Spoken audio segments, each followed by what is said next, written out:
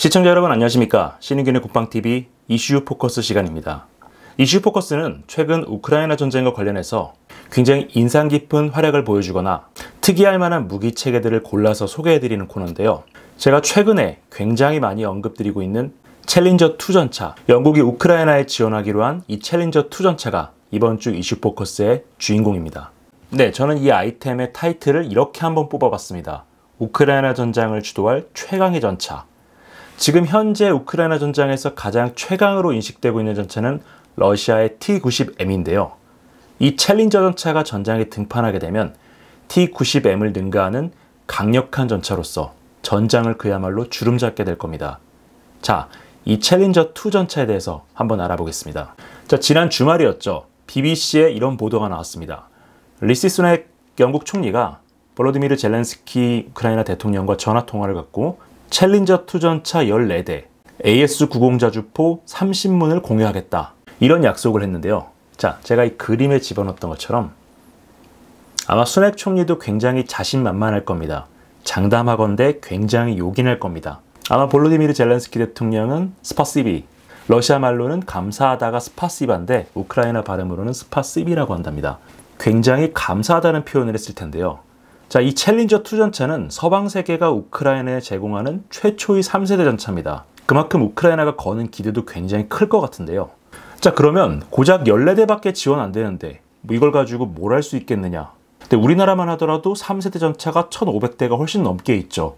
러시아도 전쟁 전 기준으로 했을 때 4000대 정도의 3세대 전차를 가지고 있었기 때문에 사실 이 14대라는 숫자는 그렇게 큰 숫자는 아닙니다. 자, 그런데 영국이 우크라이나의 챌린저2 전차를 공유하는 것은 단순히 전차 14대를 공유하는 것 이상의 가치를 가집니다.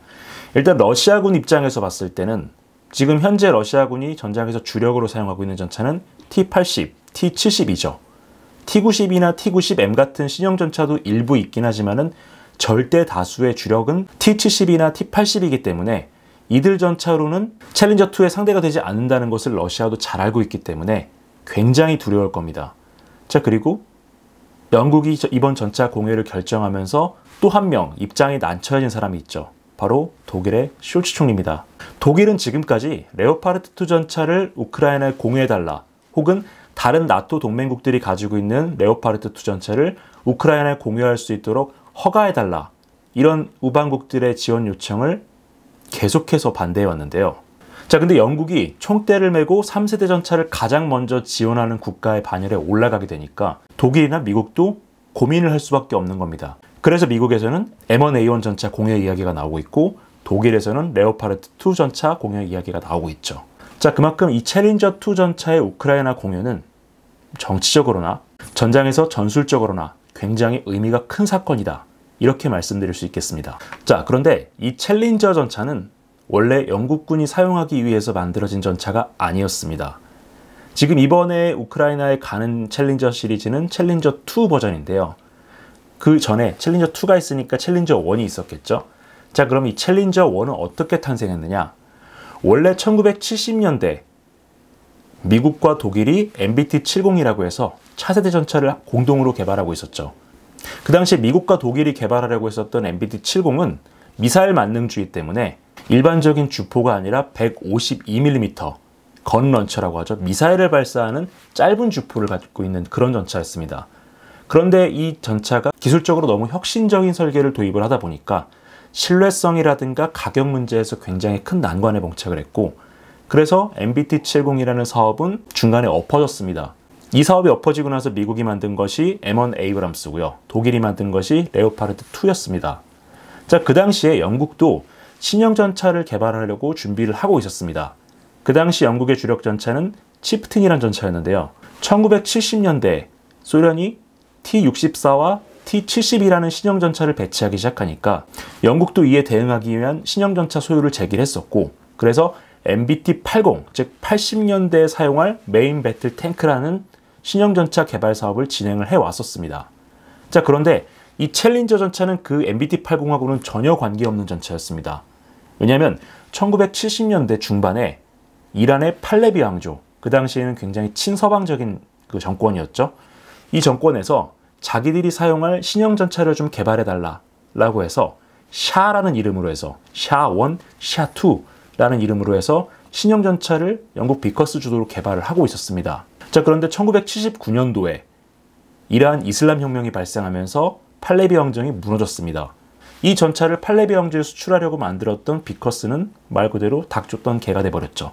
그래서 비커스가 영국 정부를 설득해서 그 당시에 만들었던 샤2라는 전차를 기반으로 해서 영국군의 요구사항을 조금 반영해서 변형시킨 것이 바로 챌린저 1 전차였습니다. 그때는 2가 나오기 전이었으니까 그냥 챌린저 전차라는 이름으로 불렸는데요. 당시에 영국은 이 전차를 430대나 구매를 했습니다. 이게 1980년대 초반의 일이었는데요.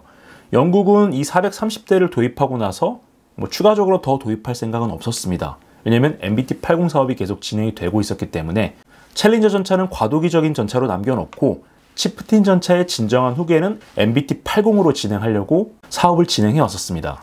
자, 그런데 이 MBT-80 사업, 영국이 혼자 개발하다 보니까 좀 힘에 부쳐서 결국에는 자체 개발이 포기가 됐고, 영국은 당시에 다른 동맹국들이 생산하던 신형 전차를 차세대 주력 전차로 도입하기로 결정을 하고, 여기 그림에서 보시는 4가지 모델을 검토를 합니다. 독일의 레오파르드 2, 미국의 M1A1, 프랑스의 르클레르, 그리고 마지막으로 영국 비커스사에서 제안했던 챌린저 1의 소폭 개량형 모델이었는데, 사실 이 경쟁에서 제일 먼저 떨어진 건 AMX-56, 즉 르클레르 전차였습니다. 그 당시에는 모든 전차는 승무원이 4명이어야 된다라는 인식이 있었는데, 이 르클레르 전차 같은 경우에는 세계 최초로 자동장전 장치를 도입해서 승무원이 3명으로 줄어들다 보니까 유사시에 한 명이 부상을 입거나 전투 불능 상황이 되면 이 전차는 너무 위험해진다 라고 판단돼서 가장 먼저 탈락을 했고요. 그 다음으로 탈락한 것이 이 M1A1, 미 육군의 가장 최신 전차였는데요. 이 전차는 다른 전차들이 디젤 엔진을 탑재하는 것과 달리 가스터빈 엔진을 탑재하고 있었기 때문에 연비가 굉장히 떨어졌습니다. 유지보수 비용이 굉장히 비싸다는 이유로 결국엔 탈락을 했고요. 사실 레오파르드 2가 최종 승자로 선정이 됐었는데 정치적인 이유로 이 판단이 바뀌어버립니다. 영국이 제1차 세계대전 당시에 세계 최초로 전차를 만든 전차 종주국이 아니겠습니까? 이 전차 종주국의 자존심에 스크래치가 났다는 거죠. 그래서 이런 정치적인 판단 때문에 결국에는 이 챌린저 1을 소폭 개량해서 만든 챌린저 2가 영국 육군의 차세대 주력 전차로 선정이 되게 됩니다. 근데 영국 육군 입장에서도 챌린저 2는 굉장히 좀 매력적인 대안이긴 했을 겁니다. 일단 기존에 가지고 있었던 챌린저 1 전차하고 군수 보급상에 굉장히 많은 공통점이 있었고요. 기존 다른 전차 같은 경우에는 기술 도입 생산을 하거나 면허 생산을 하면은 그 로열티를 주고 해야 되기 때문에 가격이 굉장히 올라가겠죠. 그런데 챌린저 2 전차는 기존의 생산 라인을 이용해서 그대로 만들 수 있을 뿐만 아니라 개발비도 굉장히 저렴했고요. 비커스가 제시했던 개발 소요 기간이 2년밖에 안 됐기 때문에 빠른 전력화도 가능했습니다. 그래서 이 전차가 영국 육군의 차세대 주력 전차로 선정이 되게 됩니다. 그런데 이 챌린저 2 전차도 과도기적인 전차였기 때문에 영국이 그렇게 크게 기대하진 않았습니다. 그런데 그 당시에 영국이 가지고 있었던 가장 최신의 전차 기술들이 집대성돼서 성능 자체는 1990년대 초반에 등장한 전차 가운데서는 굉장히 뛰어난 편에 속했습니다. 전투 중량은 1990년대 기준으로도 무겁다고 악명이 자자했던 M1A1 전차보다 훨씬 무거운 64톤에 달했고요. 이 64톤의 전투 중량은 나중에 가서는 추가 장갑 패키지까지 올라가면서 75톤까지 증가하게 됩니다. 굉장히 무거운데 엔진은 다른 3세대 전차들이 1500마력짜리 엔진을 갖고 있는 것과 비교해 굉장히 약한 1200마력짜리 엔진이 들어갔고요. 승무원은 4명입니다. 차장과 포수, 장전수, 그리고 조종수가 들어가고요. 주무장은 다른 나라들이 120mm 활강포를 장착하고 있었던 것과 달리 영국 독자 규격의 L30A1이라는 120mm 강선포를 채택을 했습니다. 부무장으로는 7.62mm 기관총이 포탑 위에 하나, 그리고 동축 기관총으로 하나, 이렇게 2정이 있었습니다. 자, 제가 영국의 독자적인 규격의 강선포라고 말씀을 드렸는데 이 강선포 왜 독자 규격이냐면요. 자, 이 그림에서 보시는 것처럼 일반적인 120mm 활강포에서 사용되는 철갑탄은 이 그림 가운데에 나와 있는 것처럼 일체형입니다. 자, 가운데에 텅스텐으로 되어 있는 관통자가 있고요. 화살처럼 생겼죠? 그 주변을 추진 장약이 감싸고 있는 형태입니다. 일체형 탄인데요. 자, 이 그림에서 보시는 것처럼 영국제 챌린저 전차의 전차포탄은 일체형이 아니라 분리형입니다. 관통자하고 장약이 따로 있습니다. 그 당시에 이 챌린저2 전차의 전차포 구경장이 길이는 55구경장으로서 44구경장에 불과했던 활강포들보다는 훨씬 더 길었는데요. 이게 강선이 있다 보니까 이 강선에 물려서 탄이 나가야 되죠. 그러다 보니까 강선이 없는 일반적인 활강포보다는 밀어낼 수 있는 압력, 즉 포구 초속이 좀 느렸습니다. 이 포구 초속이 느리다는 것은 이 포강 내 압력이 상대적으로 약하다는 것인데요. 이 챌린저2 전차 주포의 포신 내 압력은 6180바, 그 당시에 44구경장 120mm 활강포가 냈던 7000바보다 굉장히 떨어지는 수준이죠. 물론 이 120mm 강선포가 전차포로 등장했었던 1970년대 같은 경우에는 동일시대 다른 서방제 전차포보다 이 전차포가 훨씬 더 강력하고 멀리까지 공격할 수 있었습니다. 1980년대에 각국이 105mm에서 120mm로 넘어가면서 3세대 전차가 도입이 되면서 120mm 활강포가 표준이 됐지만은 영국은 이 120mm 강선포를 계속 고집을 했고요. 그러다 보니까 이 챌린저2의 주포도 강선포가 되고 말았죠. 남들은 전부 활강포를 쓰는데 유일하게 강선포를 고집하는 영국의 이 고집, 이 독특한 설계 사상이 어디서 왔냐면 1960년대에서 70년대 유럽의 전장 환경에서 왔습니다. 자, 이 그림에서 보시는 것처럼 냉전 때 지도죠. 제가 여기 빨간색 화살표로 지도상에 표시했던 이 부분이 풀다 갭이라고 해서 동독 영토가 서독 영토 가운데로 불쑥 들어와 있는 그런 형태로 되어 있죠. 이곳이 대평원 지역이었는데 그 당시에 나토의 가장 큰 고민은 이 대평원 지역으로 소련의 전차 대군이 밀고 들어오는 거였습니다. 그래서 독일은 구축전차를 개발하고 미국과 유럽 각국은 대전차 미사일 개발에 열을 올리고, 그래서 이 당시에 공격 헬기라는 개념도 등장을 했고 그랬었는데, 그 당시에 영국은 이 폴다 갭이 끝나는 지점, 이곳에 라인 주둔군이라고 해서 군단급 부대를 주둔시키고 있었습니다. 3개 기갑사단으로 구성되어 있는 엄청나게 큰 부대였는데, 이 부대는 무려 3개 기갑사단으로 구성되다 보니까 지금 기준으로는 굉장히 큰 부대였는데 냉전 당시의 기준으로 봤을 때는 굉장히 한 줌도 안 되는 부대였습니다. 영국은 이 한 줌도 안 되는 부대를 이용해서 유사시 소련과 바르샤바 조약군의 5만 대에 이르는 전차 대군을 상대해야 됐기 때문에 전력비 1대1 정도가 나오는 전차로는 도저히 승부를 볼 수가 없었습니다. 그래서 영국은 당대 다른 전차들보다 훨씬 더 강력하고 큰 전차포를 도입을 해서 원거리에서 소련 전차를 저격을 하고, 그 소련 전차가 주포 공격을 했을 때 그 주포탄을 튕겨낼 수 있는 강력한 장갑을 가진 그런 전차들을 1960년대부터 개발을 해왔습니다. 영국의 과거 주력 전차인 치프틴 전차 같은 경우도 그 당대의 다른 전차들은 대부분 다 30톤에서 40톤 정도였는데 이 전차는 55톤짜리 굉장히 높은 수준의 장갑 방어력을 가진 전차였고요. 이 치프틴 전차부터 120mm 강선포가 전차포로 채택이 돼서 원거리에서 소련 전차를 저격하는 그런 전술이 채택됐는데, 그 전술이 챌린저2 전차까지 이어져 온 겁니다. 그리고 이 챌린저 전차, 영국 전차 하면 또 초범 장갑 이야기를 또 빼놓을 수도 없습니다. 이 초범은 이 장갑제를 만들었던 연구소의 이름입니다. 영국이 개발한 세계 최초의 복합 장갑인데요. 그 전에 일반적인 전차 장갑은 그냥 주조제 단일 장갑, 즉 그냥 강철로 해가지고 용접해서 덩어리로 만든 그냥 강철 덩어리였습니다.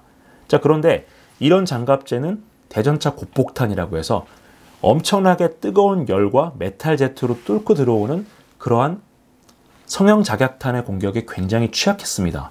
영국은 이런 성형작약탄을 어떻게 하면 효과적으로 방어할 수 있을지를 고민을 했었고, 그 고민의 결과물로 나온 게 이 초범 장갑입니다. 복합장갑이라고 하는데 이 복합장갑은 사실 뭐 다른 게 없습니다. 엄청나게 고열의 메탈 제트, 고열을 버틸 수 있는 신소재, 세라믹이죠. 세라믹을 비롯해서 여러 가지 소재들을 적층 구조로 해서 강철 한 겹, 세라믹 한 겹, 신소재 한 겹, 이런 식으로 해서 여러 겹의 구조로 만들어서 장갑제를 만드는 겁니다. 이렇게 하면 똑같은 두께라고 가정했을 때 일반적인 강철 장갑보다 굉장히 뛰어난 방어 능력을 확보할 수 있습니다. 자, 이 그림에서 보시는 것처럼 이 챌린저2 전차의 전차 장갑은 굉장히 엄청난 수준인데요. 여기 전차 포탑의 경우에는 1380mm 키네틱 에너지탄, 즉 아까 보여드렸던 철갑탄 같은 운동 에너지탄에 대해서는 1380mm의 방어력을 확보할 수 있고, 대전차 고폭탄, 즉 메탈 제트로 장갑을 뚫고 들어가는 그런 포탄에 대해서는 2388mm라는 정말 어마어마한 방어력을 확보하는 데 성공을 했습니다.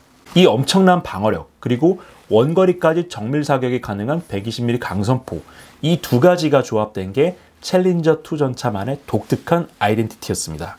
자, 일단 챌린저2 전차는 1990년대부터 배치가 되기 시작했는데 걸프전은 챌린저1 전차가 뛰었고요. 나중에 2000년대에 발생하는 테러와의 전쟁 때 이 챌린저2 전차가 중동 지역에 실전 배치됐습니다. 그래서 2006년에 이라크에서 엄청난 사건을 한번 겪게 되는데 그게 이 유명한 알 아미라 포위전입니다. 이 알 아미라 포위전은 이라크 남부 지역에 있는 알 아미라 지역에서 그 당시에 영국군 퀸즈로열 후사르 연대 소속의 챌린저2 전차가 순찰을 돌다가 이라크 저항 세력이 만들어 놓은 화력 집중구역에 들어가는 일이 있었습니다. 이 화력 집중구역에 전차가 들어가니까 저항 세력들은 RPG-7 그리고 텐덤 탄두, 이런 복합 장갑들을 무력화시키는 데 특화된 이중 탄두가 장착된 RPG-29를 포함해서 70발 정도의 대전차 무기를 난사를 했는데 그 70여 발을 전부 다 얻어맞고 무사히 귀환하는, 심지어 무사히 귀환해서 6시간 동안 수리를 받고 다시 전장에 나가는 그런 말도 안 되는 상황이 벌어지기도 했습니다. 그래서 이 챌린저2 전차가 정말 괴물 같은 방어력을 가진 전차다 라는 소문이 전장에 쫙 퍼지기 시작했는데, 물론 이러한 소문은 몇 달 만에 깨집니다. 챌린저2 전차는 전면 장갑, 측면 장갑은 굉장히 강력했는데 지뢰, 급조 폭발물과 같이 바닥에서부터 터지는 폭발물에 대해서는 굉장히 취약하다는 게 이라크전에서 증명이 됐습니다. 물론 나중에 영국은 이 챌린저2 전차의 하부 장갑을 덧대서 이 문제를 해결을 했는데요. 그래서 현재 기준에서 봤을 때 이 챌린저2 전차는 미국의 M1A1이나 M1A2 같은 전차와 비교했을 때도 대등 이상의 방어력을 가진 세계 최강 맷집을 가진 전차다, 이렇게 말씀드릴 수 있는 겁니다. 자, 그렇다 보니까 우크라이나는 챌린저2 전차에 큰 기대를 걸 수밖에 없습니다.